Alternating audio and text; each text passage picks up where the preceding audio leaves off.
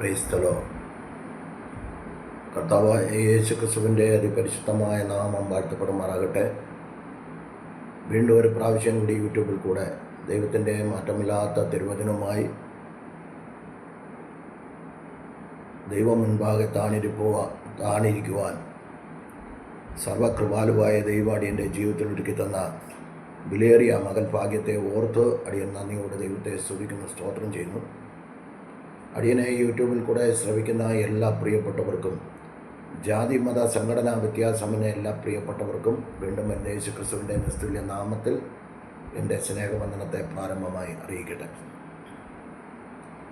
മുഖവരകളൊന്നും കൂടാതെ തിരുവചന ചിന്തയിലേക്ക് കടക്കുവാൻ താല്പര്യപ്പെടുന്നു. അതിനാധാരമായി തിരഞ്ഞെടുക്കപ്പെട്ട തിരുവെഴുത്തെന്ന് പറയുന്നത് ഇന്നലെ ഇട്ട തിരുവെഴുത്തിനോട് ചേർന്ന് തന്നെയാണെങ്കിലും വേറൊരു ചിന്തയാണ് തിരുവചന വെളിച്ചത്തിൽ തരുവാൻ താല്പര്യപ്പെടുന്നത്. യെശയ്യാപ്രവചനം 45-ന്റെ 1-2 വാക്യങ്ങൾ നാം ഇന്നലെ വായിച്ചു. എന്നാൽ അതിൻ്റെ 3-ാം വാക്യമാണ് ഇന്ന് തിരുവചന ചിന്തയ്ക്ക് ആധാരമായി എടുക്കുന്ന യെശയ്യാപ്രവചനം 45:3. അവിടെ എഴുതിയിരിക്കുന്നു, ഇരുട്ടിൽ മറഞ്ഞു കിടക്കുന്ന ഗുപ്തനിധി. ഇതിനെക്കുറിച്ച് ഒരു ചിന്ത തരുവാൻ താല്പര്യപ്പെടുകയാണ്. ഈ ഗുപ്തനിധി എന്താണ്? പലരും വീടുകളിൽ നിധി ഒളിച്ചു വച്ചിരിക്കുന്നു എന്ന് പറഞ്ഞ് മാന്തുകയും എടുക്കുകയൊക്കെ ചെയ്യുന്ന ഒരു കാലഘട്ടമാണ്. എണ്ണ കുഴിച്ചിടുന്ന കാലഘട്ടം. ഇങ്ങനെയൊക്കെയുള്ളൊരു കാലഘട്ടത്തിലേക്കാണ് നാം വന്നിരിക്കുന്നത്. എന്ന് പറഞ്ഞാൽ കുഴിച്ചിട്ടത് മാന്തിയെടുക്കുക, ഇങ്ങനെ കൊണ്ടുവന്ന് കുഴിച്ചിടുക, അത് മാന്തിയെടുക്കുക, ഇങ്ങനെയൊക്കെയുള്ള ചില കാര്യങ്ങൾ. ഇതൊന്നും ദൈവവചന അടിസ്ഥാനത്തിൽ ഉള്ളതല്ല. അത് വളരെ ശ്രദ്ധിക്കേണ്ട ഒരു കാര്യമാണ്. അപ്പോൾ ദൈവവചന അടിസ്ഥാനത്തിൽ ഇല്ലാത്ത ഒരു കാര്യവും നമ്മൾ എടുക്കരുത്, നമ്മൾ ചിന്തിക്കുക പോലും ചെയ്യരുത്. അതിന് നമ്മൾ മനസ്സിലാക്കേണ്ടത്, ആര് പ്രസംഗിച്ചാലും ദൈവവചനം വചനം എഴുതിയെടുക്കുക. അപ്പോസ്തലപ്രവൃത്തി 17:10-11 വാക്യപ്രകാരം അവർ തെസ്സലോനിക്കർ ഉള്ളവരെക്കാൾ ബെരോവക്കാർ ഉത്തമന്മാരായിരുന്നു. അവർ അപ്പോസ്തലന്മാർ പ്രസംഗിക്കുന്നത്, തിരുവചനം പ്രസംഗിക്കുന്നത് അവർ പൂർണ്ണ ജാഗ്രതയോടെ കൈക്കൊണ്ടതല്ലാതെ അങ്ങനെ തന്നെയോ എന്ന് ദിനംപ്രതി പരിശോധിച്ചു പോകുന്നത്. തെസ്സലോനിക്കർക്ക് എഴുതിയ 1 ലേഖനം 5:20 പറയുന്നു. 20 മുതൽ 23 വരെ വായിക്കുമ്പോൾ നിങ്ങൾക്കറിയാം, പ്രവചനം തുച്ഛീകരിക്കരുത്, സകലവും ശോധന ചെയ്ത് നല്ലത് മുറുകെ പിടിക്കുക. തിരുവെഴുത്തുകളിൽ അങ്ങനെയാണ് കാണുന്നത്. തിരുവെഴുത്തുകളെ പരിശോധിക്കുക.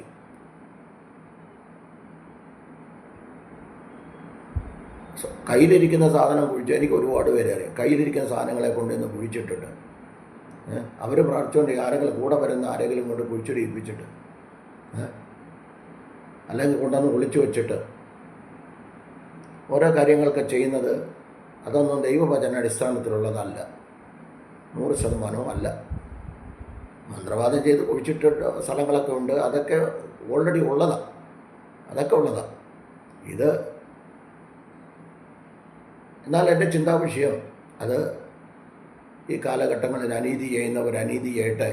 വെളിപ്പാട് 22-ന്റെ 10, 11, 12, 13 വാക്യത്തിൽ പറയുന്നത് പോലെ, അനീതി ചെയ്യുന്നവർ അനീതി ചെയ്യട്ടെ, അഴുക്കുള്ളവർ അഴുക്കാടട്ടെ, വിശുദ്ധൻ ഇനിയും തന്നെ വിശുദ്ധീകരിക്കട്ടെ, നീതിമാൻ ഇനിയും തന്നെ നീതിയിരിക്കട്ടെ, ഓരോരുത്തന് അവനവൻ്റെ പ്രവൃത്തിക്ക് തക്കവണ്ണം കൊടുപ്പാൻ പ്രതിഫലം എൻ്റെ പക്കൽ ഉണ്ടെന്ന് കർത്താവായ യേശു ക്രിസ്തു പറഞ്ഞതുപോലെ, നമുക്ക് ഒന്നിനും പ്രതികാരം ചെയ്യാനോ ഒന്നിനും പറ്റുന്നില്ലല്ലോ.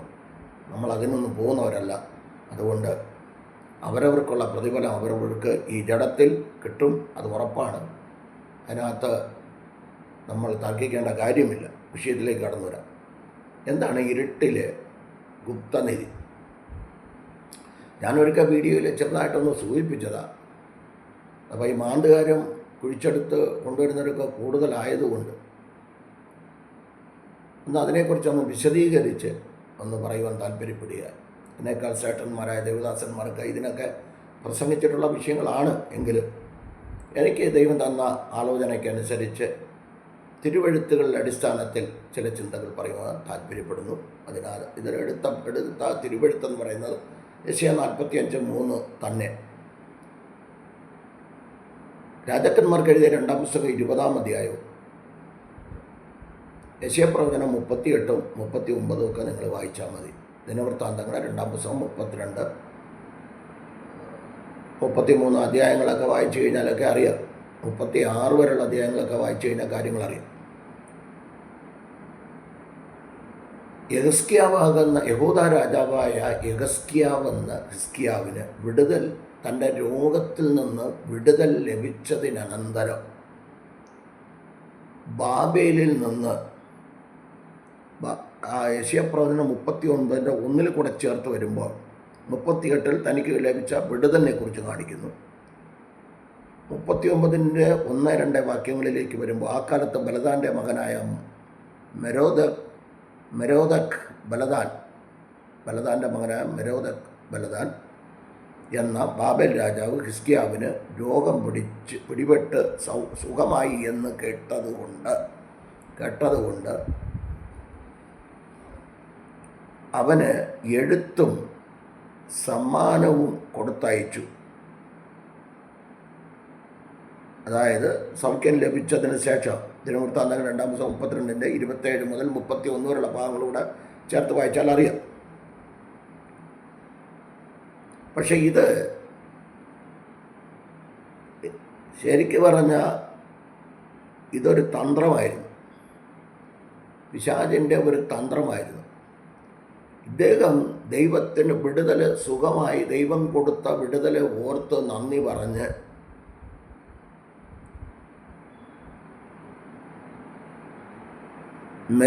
മെരേദക് ബലദാൻ ബാബേൽ രാജാവാണ്. താൻ കൊടുത്തയച്ച സമ്മാനവും എഴുത്തുകളും അദ്ദേഹം സന്തോഷത്തോടെ കൈനീട്ടി വാങ്ങിച്ചു. അദ്ദേഹത്തിന് ഭയങ്കര സന്തോഷമായി, ഹിസ്കിയാവിന് ഭയങ്കര സന്തോഷമായി. അവിടുന്ന് വന്നല്ലോ, കിട്ടിയല്ലോ എന്നൊക്കെയുള്ള ഒരു ചിന്തയായിരുന്നു. അങ്ങനെ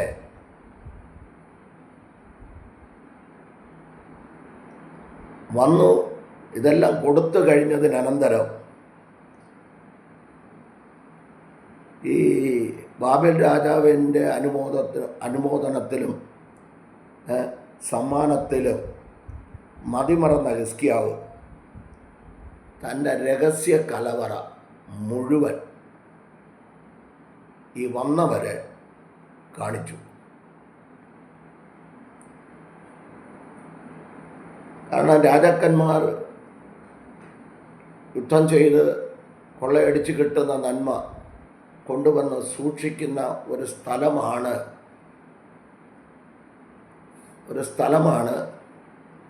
രഹസ്യ അറകളൊക്കെ ഉണ്ടല്ലോ. അപ്പോൾ നമുക്ക് തിരുവെഴുത്തുകളിലേക്ക് കടക്കുമ്പോൾ ഇതൊരു വലിയൊരു മെസ്സേജായിട്ടല്ല, ഒന്ന് അറിഞ്ഞിരിക്കാൻ വേണ്ടിയാണ്. എന്നാൽ ഒരു ദൂതുമുണ്ട്. ആരെങ്കിലും എന്തെങ്കിലും കൊണ്ടുതരുമ്പോൾ അത് വാങ്ങുന്നതിന് മുൻപ് നമുക്കറിയാനൊരു പാഠവും കൂടെ ആയിക്കോട്ടെ. ഹിസ്കിയാവിന് ഇത് ഇത്രയും കാര്യങ്ങളൊക്കെ കിട്ടിക്കഴിഞ്ഞപ്പോൾ ഭയങ്കര സന്തോഷമായി. ബാബേൽ രാജാവായ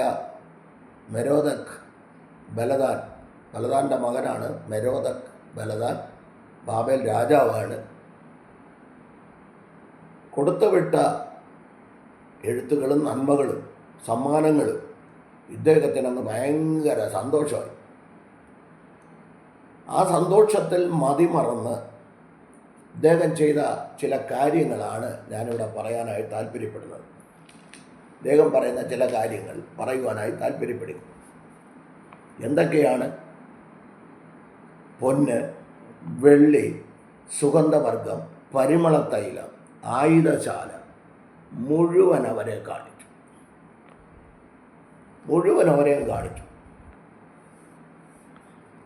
നോക്കിക്കളെ,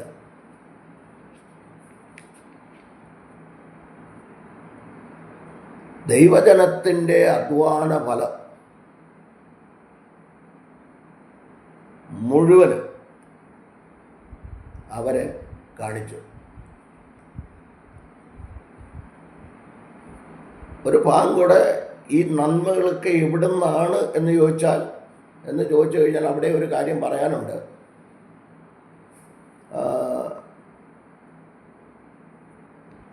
ദിനവൃത്താന്തങ്ങളുടെ 1-ാം പുസ്തകം 27-28 അധ്യായങ്ങളൊക്കെ വായിക്കുമ്പോൾ, 29 അധ്യായങ്ങളൊക്കെ വായിക്കുമ്പോൾ ദാവീദ് ആലയം പണിയുവാൻ ഒത്തിരി സാധനങ്ങൾ, അവിടെ എഴുതിയിരിക്കുന്ന വലിയൊരു സ്വർണ്ണാഭരണങ്ങളും വെള്ളിയും അതും ഇതും ഇഷ്ടം പോലെ സാധനങ്ങൾ അവിടെ സ്വരൂപൂട്ടി വെച്ചിരുന്നു. ശലോമോൻ ആലയം പണിതു. എന്നാൽ ആ കാലഘട്ടങ്ങളിൽ സ്വരൂപിച്ചു വച്ചിരുന്നതും ഇസ്രായേൽ മക്കളുടെ ദൈവജനത്തിൻ്റെ അധ്വാന ഫലവും. ഇനി അവിടെ ഒരു ചിന്ത കൂടെ എന്ന് പറയുന്നത്, രാജാക്കന്മാർക്ക് എഴുതിയ 2-ാം പുസ്തകം 19-ാം അധ്യായം 35-ാം വാക്യത്തിലേക്കൂടെ കടന്നു വരുമ്പോൾ അവിടെ കാണുന്ന ഒരു പദം കൂടെ ചേർത്ത്, അശൂർ പട്ടാളത്തിൽ നിന്ന് അവിടെ നമ്മൾ എഴുതിയിരിക്കുന്ന ഒരു പദമുണ്ട്. അശൂർ പട്ടാളത്തെ ഒരു രാത്രി കൊണ്ട്, ദിനവൃത്താന്തങ്ങളുടെ 2-ാം പുസ്തകം 32-23 കൂടെ ചേർത്ത് വായിച്ചാൽ അറിയാം. പുറപ്പാട് പുസ്തകം 12-35 മുതൽ 36 വരെയുള്ള ഭാഗങ്ങൾ വായിക്കുമ്പോൾ ഇസ്രായേൽ ജനത്തെ അടിമത്വത്തിൽ നിന്ന് വിടുവിച്ചപ്പോൾ അവർക്ക് ലഭിച്ച നന്മയും, പൂർവന്മാർ കഷ്ടപ്പെട്ടതും അവർക്ക് ലഭിച്ച നന്മയും, അതോടൊപ്പം അശൂർ പട്ടാളത്തെ 1,85,000 എണ്ണത്തിന് യഹോവയുടെ ഒരു ദൂതൻ ഇറങ്ങി ഒരു രാത്രിയിൽ, രാജാക്കന്മാർക്ക് എഴുതിയ 2-ാം പുസ്തകം 19-35, ഒരു ദൂതൻ ഇറങ്ങി മുഴുവനും നശിപ്പിച്ചു. എന്നാൽ ചിലർ ഓടിപ്പോയി കാണും. എന്നാൽ അവർ ഉപേക്ഷിച്ച് പോയതായ പൊന്നും വെള്ളിയും ഒക്കെ ഇതിനകത്തുണ്ടായിരിക്കാം എന്ന് അനുമാനിക്കുന്നു.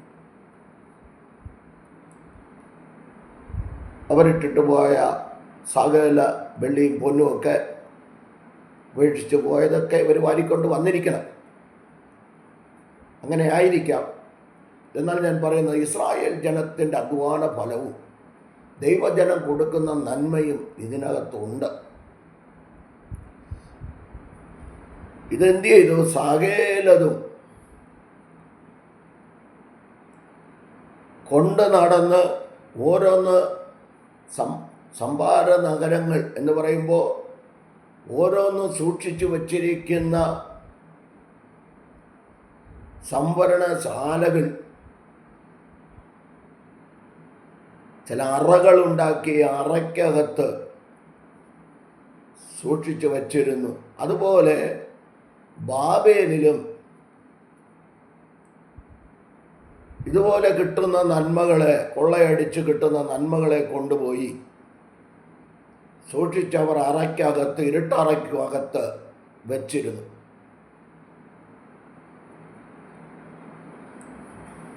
എന്നാൽ അവർ പോയി കഴിഞ്ഞ് ഉടനെ തന്നെ ദൈവം യെശയ്യാ പ്രവാചകനെ ദൈവം അവിടേക്ക് അയക്കുന്നു. 39-6-7 യെശയ്യാ പ്രവചനം 39-6-7 വാക്യങ്ങൾ വായിക്കുമ്പോൾ നമുക്കവിടെ കാണാം. യെശയ്യാ പ്രവാചകൻ ദൂത് പറയുക,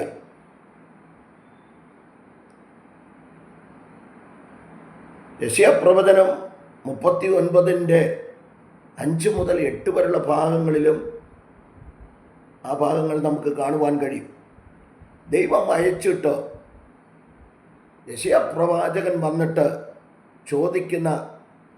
അടുക്കൽ വന്ന് ചോദിക്കുന്ന കാര്യങ്ങളാണ് 39:3-4 വാക്യം. ഈ വാക്യങ്ങളിൽ കാണുന്നത്, യേശയ്യാപ്രവചനം 39:3-4 വാക്യങ്ങളിൽ കാണുന്നത് 3 ചോദ്യങ്ങളാണ് പ്രവാചകൻ ചോദിക്കുന്നത്. 1, അവർ എന്ത് പറഞ്ഞു? 2, എവിടെ നിന്ന് വന്നു? 3, എന്തെല്ലാം കണ്ടു? 3 ചോദ്യമാണ് ചോദിക്കുന്നത്. 1, അവർ എന്ത് പറഞ്ഞു? എവിടെ നിന്ന് വന്നു? 2, 3, എന്തെല്ലാം കണ്ടു? ഹിസ്കിയാവിന് തൻ്റെ ഭോഷത്വം വ്യക്തമായി ഈ ചോദ്യങ്ങളിലൂടെ മനസ്സിലായപ്പോൾ പ്രവാചകൻ പറയുന്ന കാര്യങ്ങളാണ് 5 മുതൽ 8 വരെയുള്ള വാക്യങ്ങളിൽ നമ്മൾ കാണുന്നത്. പ്രവാചകൻ ദൂത് പറയുമ്പോൾ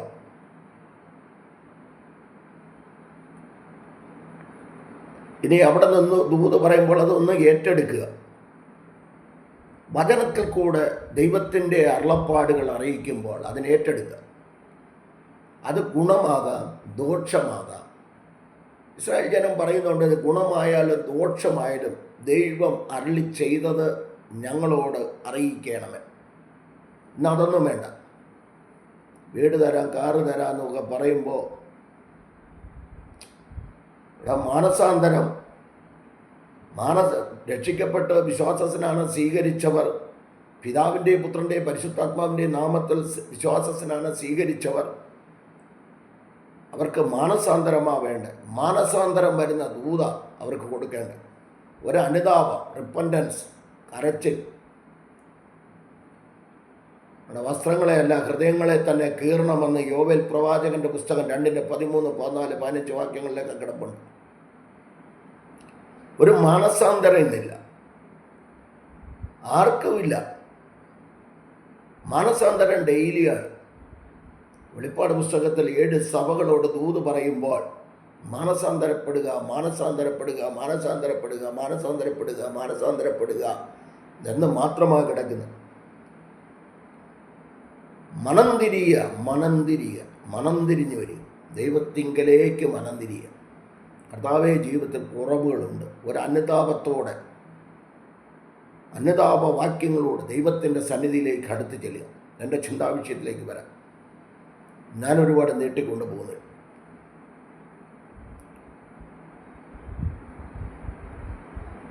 പ്രവാചകനെ ദൈവം അയച്ചിട്ട് 3 ചോദ്യം ചോദിക്കുന്നു. മനസ്സിലായില്ലേ? ഹിസ്കിയാവിന് തൻ്റെ ഭോഷത്വം വ്യക്തമായി മനസ്സിലായി. അടുത്ത പ്രവാചകൻ പറയുന്ന ഒരു ചിന്ത കൂടെ തന്നിട്ട് ഞാനൊരു ദൂത് പറയാം. 39:6 മുതൽ 7 വരെ. നിന്റെ രാജധാനിയിൽ ഉള്ളതൊക്കെയും നിന്റെ പിതാക്കന്മാർ ഇന്ന് വരെ ശേഖരിച്ചു വച്ചിട്ടുള്ളതും ഒട്ടൊഴിയാതെ ബാബേലിലേക്ക് എടുത്തുകൊണ്ട് പോകുന്ന കാലം വരുന്നു. നീ ജനിപ്പിച്ചവരായി നിന്നിൽ നിന്നുദ്ഭവിക്കുന്ന നിന്റെ പുത്രന്മാരിലും ചിലരെ അവർ കൊണ്ടുപോകും. അവർ ബാബേൽ രാജാവിൻ്റെ രാജധാനിയിൽ ഷണ്ഡന്മാരായിരിക്കുമെന്ന് യഹോവ അരുളി ചെയ്യുന്നു. എന്നാൽ ഇത് പിൽക്കാലത്ത് ബാബേൽ രാജാവായ നെബൂഖദ്നേസർ മുഖാന്തരം അക്ഷരീകമായി സംഭവിച്ചു. ദിനവൃത്താന്തങ്ങളുടെ 2-ാം പുസ്തകം 36:18, 36-ാമത്തെ വായിച്ചാൽ മതി. യഹൂദ ജനത്തിൻ്റെ അടിമത്തം യെശയ്യാവ് പ്രവചിച്ചതിന് 120 വർഷത്തിന് ശേഷം ഉണ്ടായി. യെരമ്യ 20:5, ദിനവൃത്താന്തങ്ങളുടെ 2-ാം പുസ്തകം 36:18. ദൈവം തരുന്ന ആലോചന, രാജാവാകട്ടെ, ചെറിയവരാകട്ടെ, വലിയവരാകട്ടെ, ദൈവം തരുന്ന ആലോചനയ്ക്കപ്പുറം ഒരു കാര്യം പറയുവാൻ പാടില്ല. അത് ഗുണമായാലും ദോഷമായാലും ദൈവം തരുന്നതേ പറയാം.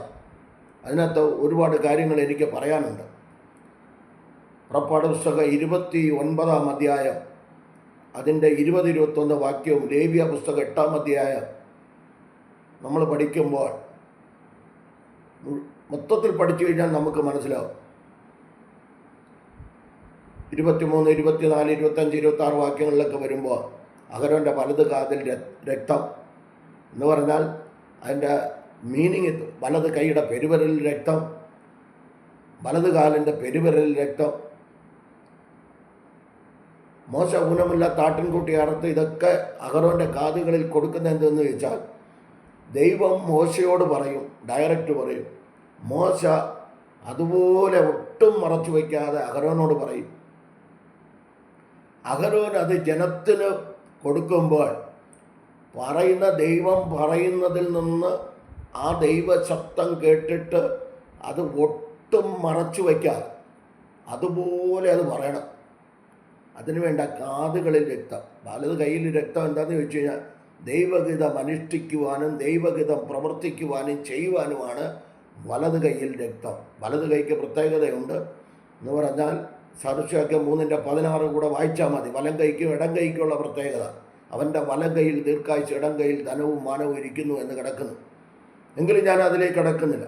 വലം കൈയിൽ രക്തം, വലത് കാലിൽ പെരുവിരലിൽ രക്തം എന്ന് പറഞ്ഞാൽ ലൂക്കോസ് 9:23 വാക്യങ്ങൾ വായിക്കുമ്പോൾ, നാൾതോറും ഒരുവൻ എൻ്റെ പിന്നാലെ വരുവാൻ ഇച്ഛിച്ചാൽ തന്നെത്താൻ ത്യജിച്ച് തൻ്റെ ക്രൂശ് എടുത്തുകൊണ്ട് നാൾതോറും എന്നെ അനുഗമിക്കട്ടെ. നാൾതോറും ക്രൂശ് അനുഗമിക്കട്ടെ.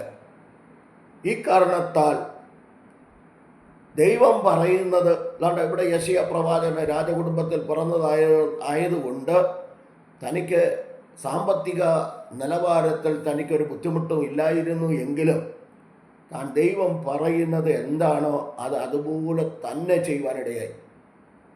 അതുപോലെ ദൈവവചനത്തിൽ അടിസ്ഥാനത്തിലെ പ്രവാചകന്മാർ അങ്ങനെയായിരുന്നു. തലപ്പത്തിരിക്കുന്നവരെ പ്രീതിപ്പെടുത്തുവാനോ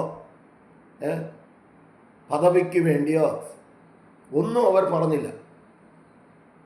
പുരോഹിതൻ പുരോഹിതൻ്റെ പണി ചെയ്യുന്നു, പ്രവാചകൻ പ്രവാചകൻ്റെ പണി ചെയ്യുന്നു, ഇടയൻ ഇടയൻ്റെ പണി ചെയ്യുന്നു, രാജാവ് രാജാവിൻ്റെ പണി ചെയ്യുന്നു. അവരവരെ ഏൽപ്പിക്കുന്ന പണികൾ വിശ്വസ്തയോടെ ചെയ്യുക. ഈ ദൂത്, ഇത്രയും ദൂത് പറയുക. ഇത് പറഞ്ഞ 120 വർഷത്തിന് ശേഷം ഈ സംഭവം നടക്കുവാനിവിടെയായി. ഇന്ന് പറഞ്ഞ ഒരു 3-ാമത്തെ ദിവസം നടക്കണം, അല്ലെങ്കിൽ അന്ന് നടക്കണം, പിറ്റേ ദിവസം നടക്കണം. ഏകദേശം 120 വർഷത്തിന് ശേഷമാണ് ദിനവൃത്താന്തങ്ങളുടെ 2-ാം പുസ്തകം 36:18 യിരെമ്യാ 20:5 വാക്യം കൂടെ ചേർത്ത് വായിച്ചാൽ അവിടെ കാണാം. ഇവിടെ പറഞ്ഞ ദൂതാണ് അവിടെ കിടക്കുന്നത്. എന്താണ്? വരുവാൻ പോകുന്ന അനർത്ഥത്തെക്കുറിച്ച് ദൂതറിയിച്ചപ്പോൾ ദുഃഖിക്കാതെ സ്വന്തം സുഖം മാത്രം മുൻപിൽ കണ്ടുകൊണ്ട് ഹിസ്കിയാവ് ഇതിന് മറുപടിയായി പറയുന്നത് കേൾക്കുക. അതിന് ഹിസ്കിയാവ് യെശയ്യാവോട്, നീ പറഞ്ഞിരിക്കുന്ന യഹോവയുടെ വചനം നല്ലത് എന്ന് പറഞ്ഞു, എങ്കിലും എൻ്റെ ജീവകാലത്ത് സമാധാനവും സത്യവും ഉണ്ടായിരിക്കുമല്ലോ എന്ന് അവൻ പറഞ്ഞു. പറഞ്ഞ ദൂത് കേട്ടിട്ട് താൻ മരിക്കുമെന്ന് പറഞ്ഞപ്പോൾ മുഖം ചുവരിനോട് തിരിച്ച് അനുതപിച്ച് കരഞ്ഞ ഹിസ്കിയാവ്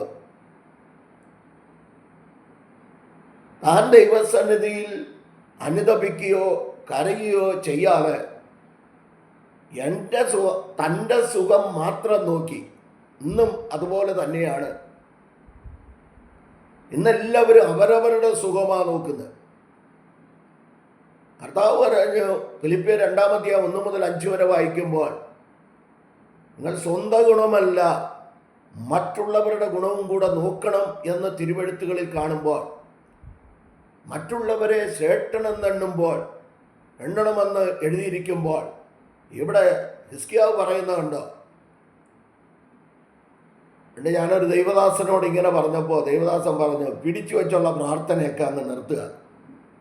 എന്തിനായി പിടിച്ചു വെച്ച് പ്രാർത്ഥിക്കുന്നത്?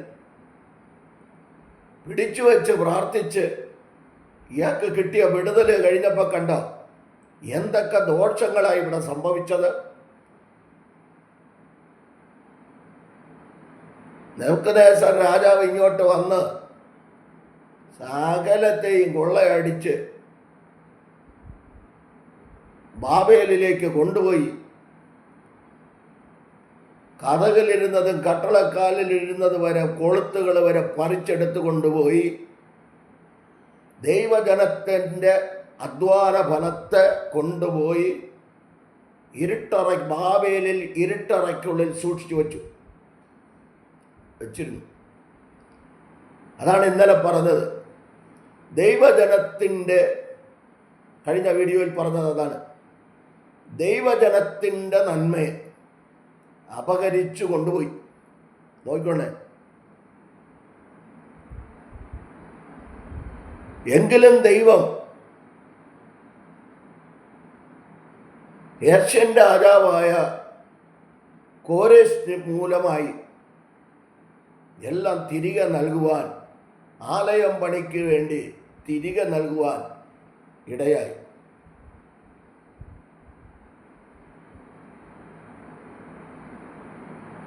നാമും എന്താണ് ചെയ്യേണ്ടത്? ഞാനെപ്പോഴും എത്ര മെസ്സേജ് ഇതിനകത്തിട്ടിട്ടുണ്ട്. രഹസ്യങ്ങൾ സൂക്ഷിക്കുക എന്ന് പറഞ്ഞാൽ പ്രാർത്ഥനാ വിഷയങ്ങൾ പോലും എല്ലാവരോടും തുറന്നു പറയുവാൻ കഴിയാത്ത ഒരു സാഹചര്യത്തിലാണ്. ദൈവസഭയിൽ പറയരുത്, നിങ്ങൾ പോകുന്ന സഭകളിൽ പറയരുത് എന്നല്ല അതിൻ്റെ അർത്ഥം. രഹസ്യങ്ങൾ സൂക്ഷിക്കുക. ഞാനതിനെക്കുറിച്ചൊക്കെ വീഡിയോ ഇട്ടിട്ടുണ്ട്, അതിനൊന്നും പോകുന്നില്ല. ശിംശോൻ രഹസ്യങ്ങളെ സൂക്ഷിച്ചിടത്തോളം ശിംശോനെ ബന്ധിക്കാൻ കഴിഞ്ഞില്ല. ശിംശോൻ ന്യായാധിപന്മാർ 16-ാം അധ്യായത്തിൽ താൻ ദലീലയുടെ മടിയിൽ മയങ്ങി കിടന്നുകൊണ്ട് ഗലാത്യ സഭയെ ക്ഷുദ്രം ചെയ്ത് മയക്കിയതുപോലെ ഗലാത്യർ 3-ാം അധ്യായത്തിൽ സ്നേഹത്തിലങ്ങ് മയക്കി അസഹ്യപ്പെടുത്തി. എല്ലാം തുറന്നെന്ന് പറഞ്ഞ് ബന്ധിക്കപ്പെട്ടില്ലേ, കണ്ണുകുത്തി പൊട്ടിച്ചില്ലേ, അടിമയായില്ലേ, എല്ലാത്തിൻ്റെയും കൂടെ ശത്രുവിൻ്റെ കൂടെ മരിക്കാനിടയായില്ലേ. ഞാൻ ആ ഭാഗം വിടുക. രഹസ്യം സൂക്ഷിക്കുക. അതുപോലെ വേറെയും ഉണ്ട് രഹസ്യം. എന്താണ്? രാജാക്കന്മാർക്ക് എഴുതിയ 1-ാം പുസ്തകം 11-ാം അധ്യായം 26 മുതൽ നിങ്ങൾ 41 വരെയുള്ള ഭാഗങ്ങൾ വായിച്ചാൽ യൊരോബെയാമിനോട്, ചുരുക്കി പറയാം, യൊരോബെയാമിനോട് അഹിയ പ്രവാചകൻ ദൂത് പറയുമ്പോൾ ആ സ്ഥലത്ത് ആരുമില്ല. എന്നാൽ ഈ രഹസ്യം ശലോമോൻ അറിഞ്ഞിട്ട് യൊരോബെയാമിനെ കൊല്ലുവാൻ നോക്കി. സാർശിയാക്കി 20:19 നുണയനായി നടക്കുന്നവൻ രഹസ്യം വെളിപ്പെടുത്തുന്നു. ഞാൻ ബാക്കി ഭാഗങ്ങൾ, എൻ്റെ വിഷയം അതല്ലാത്തത് കൊണ്ട് ഞാൻ അവിടെ വിടുക. അങ്ങനെ ഇരുട്ടറയ്ക്കുള്ളിലെ ഗുപ്തനിധി ദൈവജനത്തിൻ്റെ നന്മയെ അപഹരിച്ച് യെശയ്യാ പ്രവാചകനിൽ കൂടെ, യിരെമ്യാവിൽ കൂടെ പറഞ്ഞ പ്രവചനം അത് നിവൃത്തിയായത് മാത്രമല്ല, ഈ പറഞ്ഞതുപോലെ ഹിസ്കിയാവിൽ ജനിപ്പിച്ച തലമുറകളെയും ബാബേൽ രാജധാനിയിൽ ഷണ്ണന്മാരായി അവരെ നിയമിക്കുമെന്നും പറഞ്ഞതൊക്കെ പ്രവചനം 120 വർഷങ്ങൾക്ക് ശേഷം അത് നിവൃത്തിയാകുവാനിടയായി എന്ന് തിരുവെഴുത്തുകളിൽ കാണുകയാണ്. എന്താണ് ഞാൻ ഈ ദൂതെടുക്കാനുള്ള കാരണം? ദൈവജനത്തിൻ്റെ നന്മയെ അർത്ഥമന ഘടകച്ചരാതിയ അപഹരിച്ച് കൊണ്ടുപോകുന്നതിൻ്റെ കാരണം രഹസ്യം വിളിച്ചു പറയുന്നത്, രഹസ്യങ്ങൾ വിളിച്ചു പറയുന്നത്.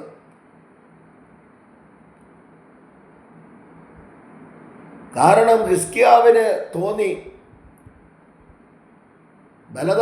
ബാബേൽ രാജാവായ ബലദാന്റെ മകൻ മെരോദക് ബലദാൻ ബാബേലിൽ രാജാവായിരിക്കുമ്പോൾ അദ്ദേഹം കൊടുത്തുവിട്ട എഴുത്തുകളും സമ്മാനങ്ങൾ ഇദ്ദേഹത്തെ അങ്ങ് പുകഴ്ത്തി, ഇദ്ദേഹത്തിന് അനുമോദനങ്ങളൊക്കെ അങ്ങ് കൊടുത്തു. നിനക്കൊരു വലിയൊരു വിടുതൽ കിട്ടിയെന്നൊക്കെ പറഞ്ഞപ്പോൾ അങ്ങ് പൊങ്ങി. അത്രയേ ഉള്ളൂ. അതുകൊണ്ട് എന്ത് ചെയ്തു?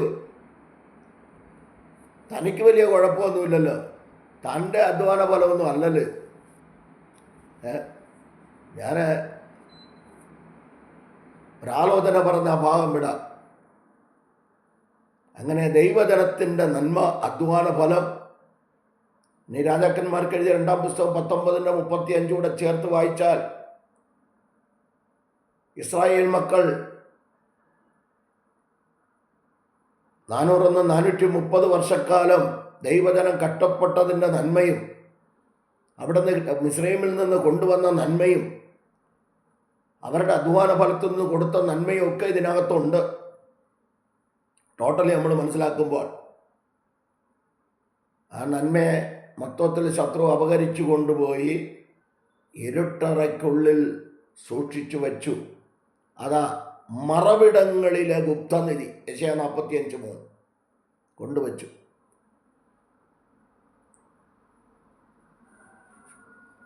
അതുകൊണ്ട് വളരെ ശ്രദ്ധിക്കേണ്ട ചില കാര്യങ്ങൾ ഓടിച്ചു പറഞ്ഞ് പ്രാർത്ഥിക്കുവാനായി താല്പര്യപ്പെടുകയാണ്.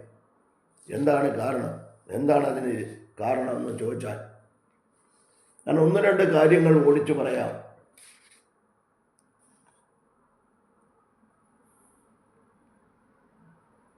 ഹിസ്കിയാവിൻ്റെ തടിതപ്പി അങ്ങ് മാറി. ഇതൊക്കെ സംഭവിച്ചതിന് ശേഷം ഹിസ്കിയാവ് തടിതപ്പി മാറി. എന്നാൽ ഗിദെയോൻ്റെ ചരിത്രം നിങ്ങൾ പഠിച്ചു നോക്കിയേ. അനുഗ്രഹിക്കപ്പെട്ട ശുശ്രൂഷകളൊക്കെ ചെയ്ത് 6, 7 അധ്യായങ്ങൾ 8 അധ്യായങ്ങളിൽ അനുഗ്രഹിക്കപ്പെട്ട ശുശ്രൂഷകളൊക്കെ ചെയ്തു. ബാക്കിയൊക്കെ അറിയാം. 8-ന്റെ 24 മുതൽ 28 വരെയുള്ള ഭാഗങ്ങൾ നിങ്ങളൊന്ന് വായിച്ചു നോക്കിയാൽ പേടി വരത്തില്ലേ? അവിടെ എഴുതിയിരിക്കുക, ഇസ്മായേല്യരോട് യുദ്ധത്തിൽ കിട്ടിയ പൊൻകടുക്കനും ഒക്കെ ഇയാൾ വാവിട്ട് ചോദിച്ച് വാങ്ങിച്ച് അതെന്ത് ചെയ്തു? വാങ്ങിച്ച് ഏബോധുണ്ടാക്കി വീട്ടിൽ വെച്ചു. അതെന്ത് സംഭവിച്ചെന്നറിയാം?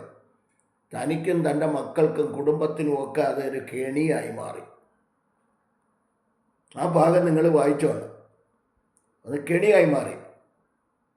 ന്യായാധിപന്മാർ 8-ാം അധ്യായം 24 മുതൽ 28 വരെയുള്ള ഭാഗങ്ങളാണ്. രണ്ടാമതായി ഗേഹസിയെ നോക്കിക്കേ. എലീശയുടെ കൂടെ നടന്നതാണ്. രാജാക്കന്മാർക്ക് എഴുതിയ 2-ാം പുസ്തകം 5-ാം അധ്യായം 20 മുതൽ 27 വരെ, 5-1 മുതൽ 20 വരെ, 5-1 മുതൽ വായിച്ച് 27 വരെയുള്ള ഭാഗങ്ങൾ വായിച്ചു കഴിഞ്ഞാൽ അറിയാം ഗേഹസിക്ക് പറ്റിയത്.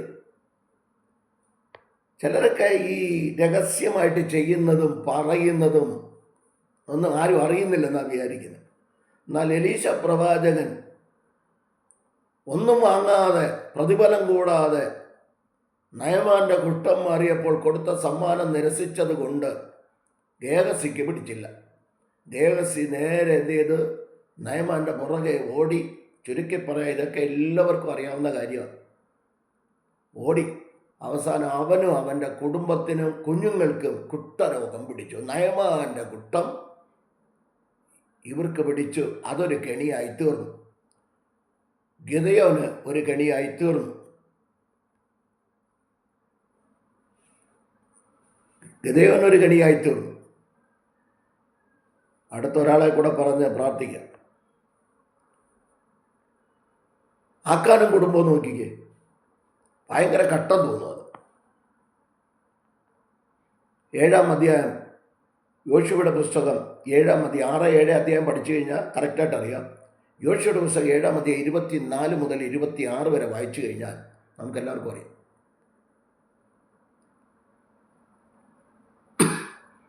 ശപഥാർപ്പിത വസ്തു എടുക്കരുതെന്ന് ദൈവം പറഞ്ഞു. ഇവൻ കൊണ്ടുവന്ന് കൂടാരത്തിനകത്ത്, കൂടാരത്തിൻ്റെ നടുവിൽ കൊണ്ടുവന്ന് കുഴിച്ചിട്ടെന്ന. അതാകുമ്പോൾ ആരും കാണത്തില്ലല്ലോ.